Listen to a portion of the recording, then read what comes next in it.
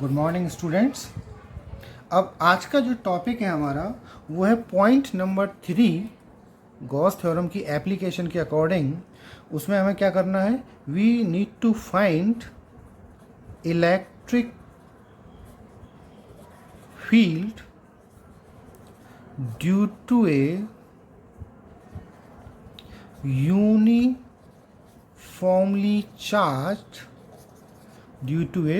uniformly charged thin spherical shell। तो हमें electric field पता करनी है एक यूनिफॉर्मली चार्ज्ड स्फेरिकल शेल की वजह से। अब मैं आपको बता दूं कि ये शेल जो है बेसिकली वो मेटल का है, मेटलिक शेल है। This spherical shell is made of metal, some metal, metallic shell.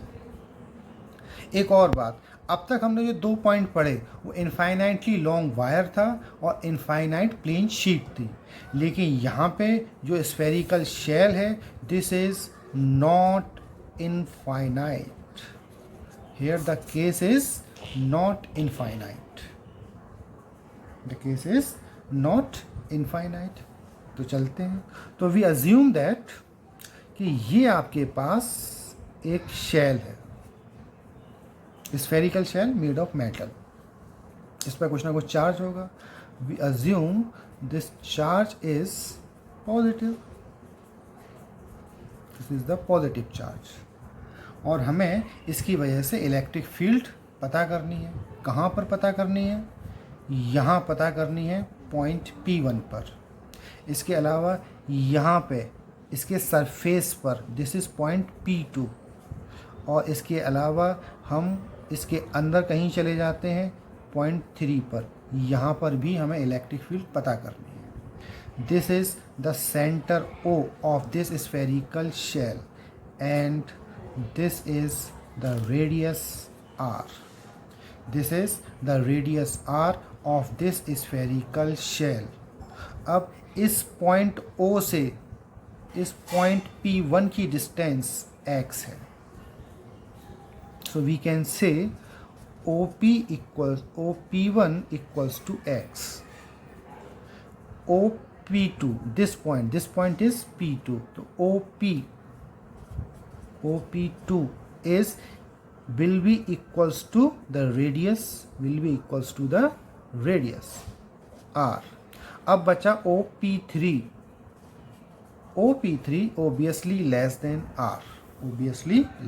R, क्योंकि ये शेल के अंदर है तो इसकी वैल्यू रेडियस से कम होगी। OP3 की वैल्यू रेडियस से कम होगी। तो अब हमें जो इलेक्ट्रिक फील्ड पता करनी है वो P1 पर, P2 पर और P3 पर पता करनी है। यानी कि ये कंडीशंस हैं, हमें 3 कंडीशंस में पता करनी है।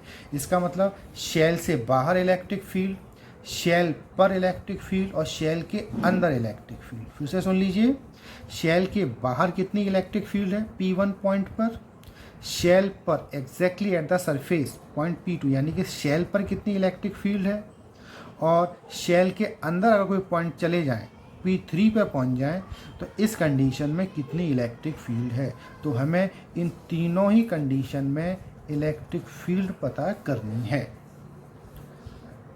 लेकिन एक बात मैं आपको फिर से याद दिला दूं, the condition is the shell is not infinite.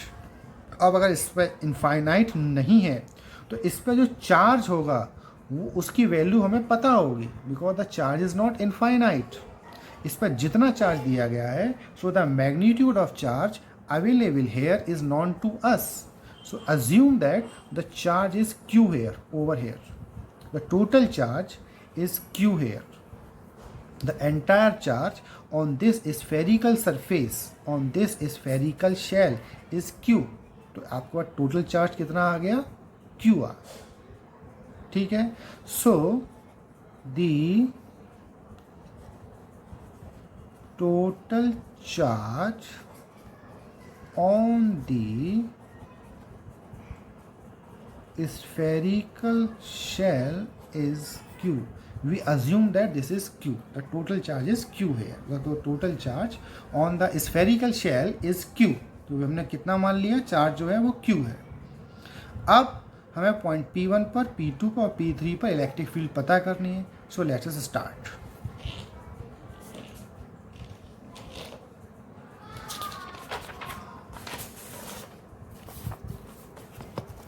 तो हमारे पास ये एक स्फेरिकल शेल है। This is point O centre, this is the radius R, और यहाँ से this is point P1, OP1 equals to X। यहाँ पे कुछ चार्ज अवेलेबल है।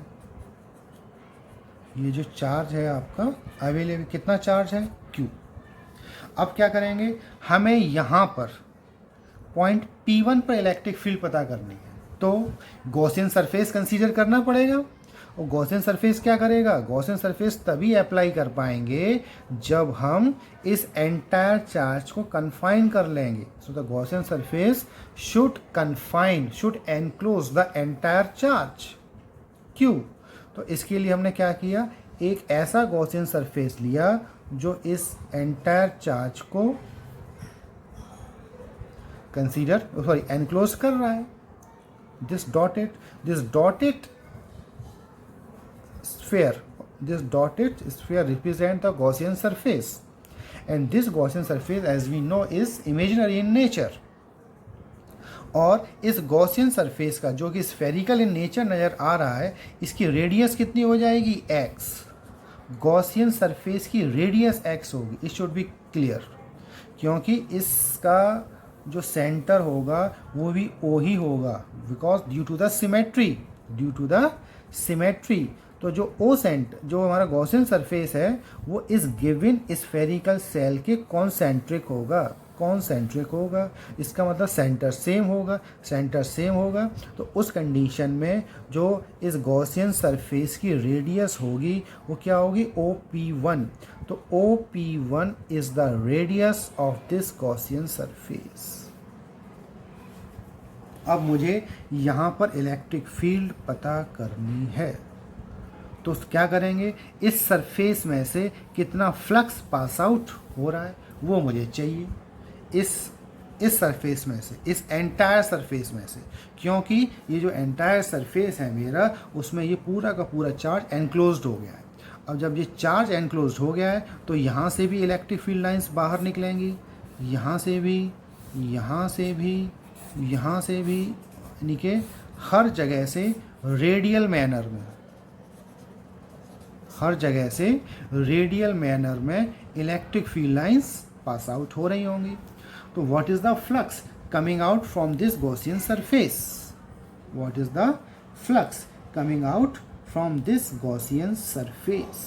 तो जो फ्लक्स का फॉर्मूला होगा वो क्या होगा?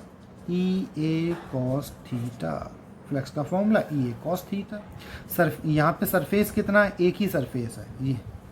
This is the entire single surface, Gaussian surface.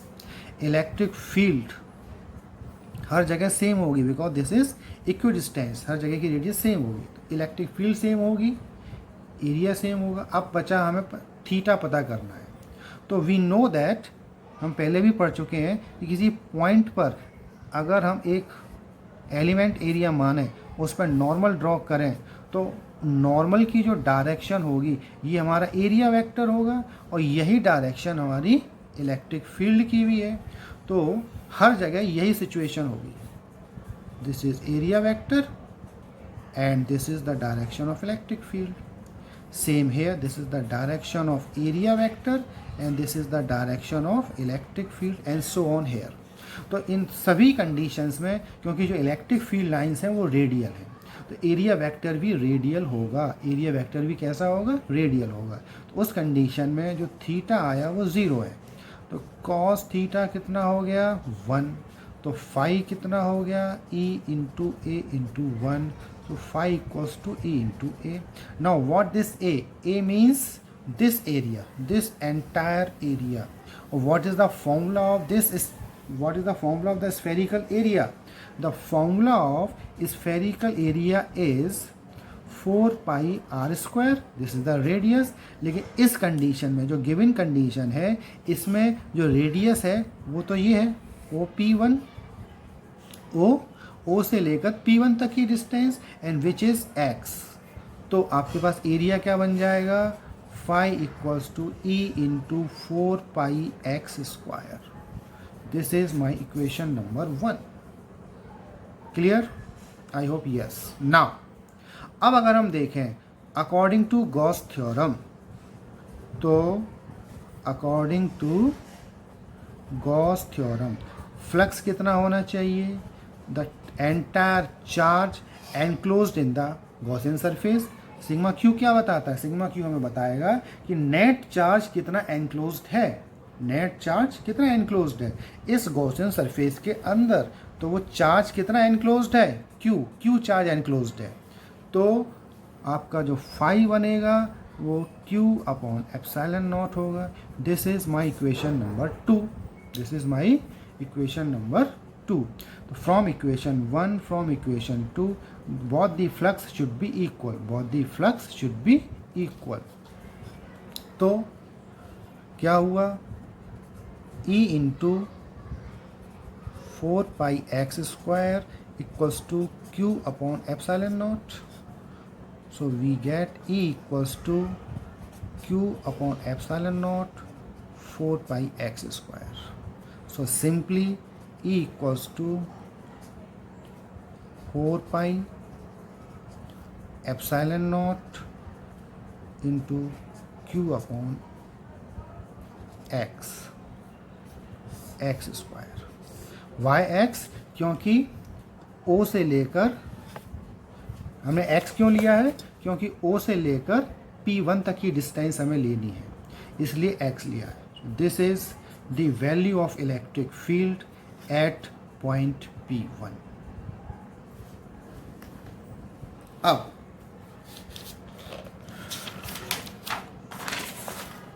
तो P1 पे आ गया। तो फाइनली जो पॉइंट P1 पर इलेक्ट्रिक फील्ड आई, हम उसको कह सकते हैं E1 1/4πε0 Q upon x²। I hope आप यहाँ तक समझ गए होंगे। अब आगे चलते हैं। अब आगे चलने पर हमें क्या करना है, पॉइंट P2 पर यानी कि यहाँ पर सरफेस पर हमें इलेक्ट्रिक फील्ड पता करनी थी। ये इस सरफेस पर हमें इलेक्ट्रिक फील्ड पता करनी। This is our point number P2। तो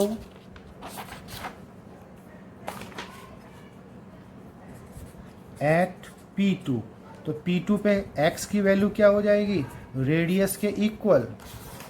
तो जैसे ही हम इसके पास आते चले जाएंगे, यहाँ पहुँच जाएंगे, तो हम लोग एक तरीके से उस सरफेस पर ही पहुँच गए जहाँ पे चार्ज अवेलेबल है। तो this is my point P2 hair somewhere. तो यहाँ से जो डिस्टेंस की वैल्यू होगी वो रेडियस के इक्वल होगी, तो x की वैल्यू r के इक्वल हो गई। तो हम सिंपली इस फॉर्मूले में x की जगह पर r पुट कर सकते हैं। So we get E2 1/4πε0 Q upon r²।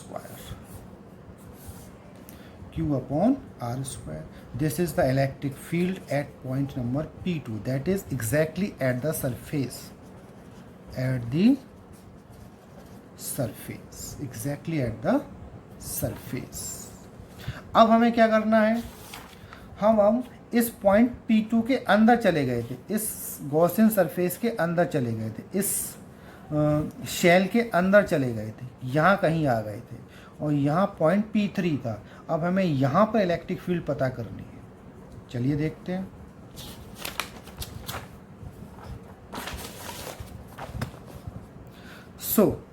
ये हमारा गिवन शीट है, ये हमारी गिवन स्फेरिकल शेल है। यहाँ पर जो एंटायर चार्ज है वो Q था, और ये एक मेटलिक शीट है, मेटलिक शेल है, तो मेटल की बनी हुई है। तो यहाँ पे हमारा सेंटर O था, ये रेडियस इसकी R थी। मुझे यहाँ कहीं पर पॉइंट 3 पर इलेक्ट्रिक फील्ड पता करना है। तो इसके लिए मैं क्या करूँगा, पॉइंट 3 से होता हुआ एक गॉसियन सरफेस ड्रॉ कर लूँगा, this dotted line. This dotted line is enclosing the surface, is indicating the Gaussian surface enclosing the some charge within this shell, within this shell. इस शेल के अंदर जितना चार्ज है उसको वो एनक्लोज करेगा, ये वाला गॉसियन सरफेस जो डॉटेड लाइन से दिखाई दे रहा है। अब इसके अंदर है क्या, क्योंकि जो चार्ज है हमारा बेसिकली वो सरफेस पर रहता है, आउटसाइड द सरफेस, और ये मेटल का बना हुआ है। अब ये मेटल का बना हुआ है तो जाहिर सी बात है इसके अंदर कोई भी चार्ज नहीं होगा। No charge exist, no charge exist within the shell. Shell means metallic shell. Shell कैसा है, मेटेलिक, तो कोई भी चार्ज इसके अंदर नहीं होगा। तो जब चार्ज नहीं होगा तो अकॉर्डिंग टू गॉस थ्योरम जो उसमें से फ्लक्स पास आउट होगा वो कितना हो जाएगा, this is zero for this Gaussian surface, for this Gaussian surface, अंदर वाले गॉसियन सरफेस के लिए जो कि P3 से होकर जा रहा है उसके लिए चार्ज कितना है, एनक्लोज चार्ज कितना है, ज़ीरो। तो zero upon epsilon not, this is zero, तो फ्लक्स कितना हो गया, ज़ीरो। तो कोई फ्लक्स यहाँ पे नहीं है, कोई फ्लक्स इसमें से इन और आउट नहीं होगा। जब कोई फ्लक्स इन और आउट नहीं होगा तो आपकी जो इलेक्ट्रिक फील्ड है वो भी ज़ीरो होगी, क्योंकि इलेक्ट्रिक फील्ड वहीं पर होगी जहाँ पर हमारा फ्लक्स है। इलेक्ट्रिक फील्ड केवल तभी तक होगी जहाँ तक हमारा फ्लक्स है। या इसको ऐसे भी कह सकते हैं कि जो फ्लक्स होना चाहिए वो होना चाहिए E इंटू एरिया, और E इंटू एरिया, एरिया कौसका एरिया, इस अंदर वाले गॉसियन सरफेस का एरिया, तो वो कितना होगा 4 pi some value OP3 square, radius का स्क्वायर, OP3 का square. So from here and from here flux कितना हो जाएगा, ज़ीरो, तो E into 4 pi OP3 square equals to zero. So E equals to zero, E equals to zero. तो इससे हमें क्या इंफॉर्मेशन मिली, इससे हमें इंफॉर्मेशन मिली कि अगर आपके पास एक मेटेलिक शेल है तो इलेक्ट्रिक फील्ड केवल या तो सरफेस पर होगी या आउटसाइड दी सरफेस होगी, लेकिन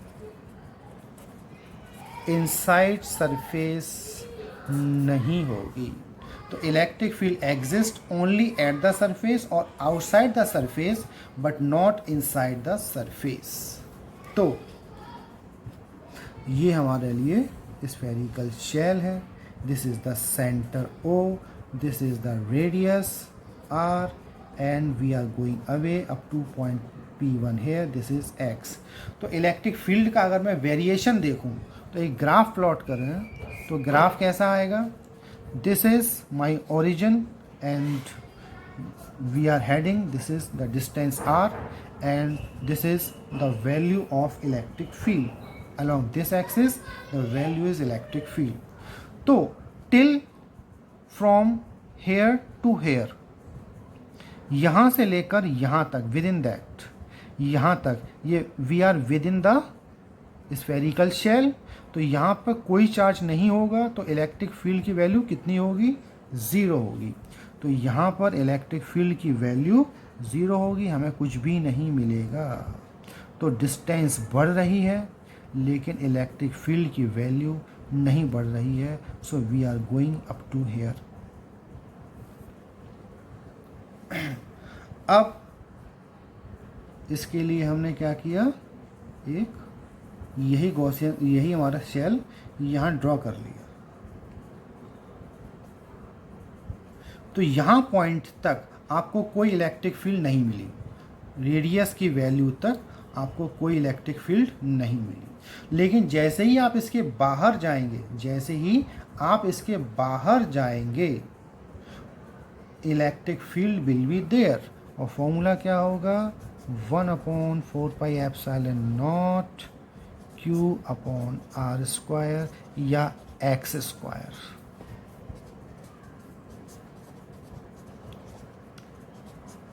Q/x²। x can be equal to r और x can be greater than r। This means we have electric field not equals to 0, but for x less than 0 E equals to 0। जब x की value radius से बड़ी है या इसके equal है तो इलेक्ट्रिक फील्ड 0 नहीं है, और अगर x की वैल्यू रेडियस से छोटी है, sorry it should be radius से कम है तो इलेक्ट्रिक फील्ड हमारा 0 होगा। तो जैसे ही हम यहाँ पर आते हैं आपका इलेक्ट्रिक फील्ड आपको मिल जाएगा, और वो इलेक्ट्रिक फील्ड जो है कुछ इस तरीके से वेरी करेगा। तो एग्जैक्टली हमारा ग्राफ कुछ ऐसा बन जाएगा। हमारा ग्राफ कुछ ऐसा बन जाएगा। थैंक्स।